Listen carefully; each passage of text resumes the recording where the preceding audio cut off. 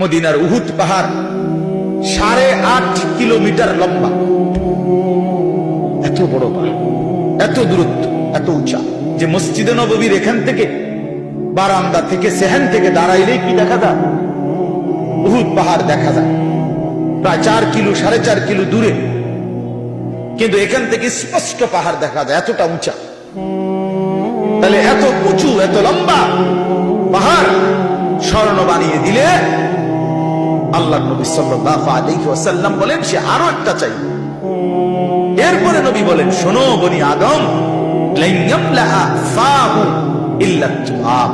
হায়, এই সাহাবীকে ডাক দিয়া বলছে, উবাই ইকরা আলাইয়া কোরআন শরীফ পড়ো, শোনাও। তিনি বলেন, আমি শোনাবো আপনাকে? আমরাই তো শুনি আপনার সামনে আমি কোরআন পড়বো, এই সাহস তো আমার নাই।